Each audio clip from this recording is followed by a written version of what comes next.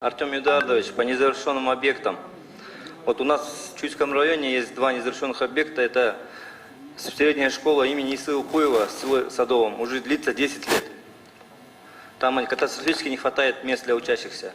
Потом второй незавершенный объект, это в селе Чуй, спортивный комплекс. Выделены были средства около 5 миллионов сомов.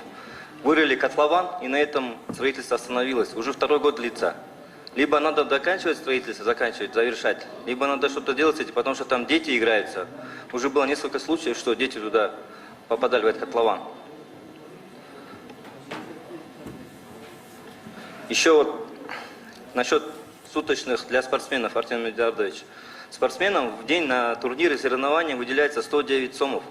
Спортсмен – это лицо государства, это человек, который поднимает флаг государства. Это наша визитная карточка. Вот этот вопрос можно как-нибудь рассмотреть у вас там, чтобы заложить в бюджет для спортсменов, повысить суточные? Рахмат, по поводу объектов Чуйской области, которые вы озвучили по школе и по спорткомплексу, мы посмотрим вместе с вами в рамках титульного списка капитальных вложений на следующий год.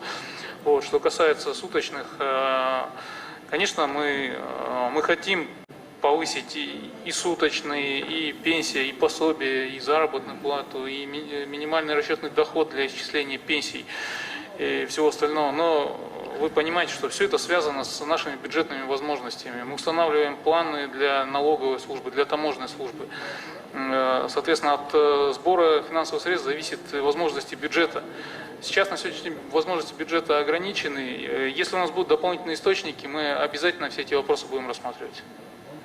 Спасибо, Артем Эдуардович.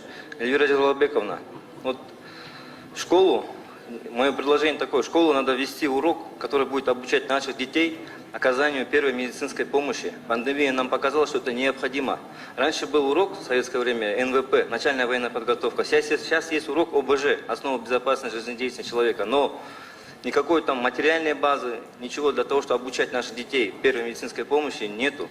Чтобы наши дети понимали, что такое пожарный щит, что такое режим чрезвычайной ситуации или чрезвычайное положение. Я думаю, это необходимо, и хотел бы, чтобы вы взяли на заметку, Эльвира Джалалбековна.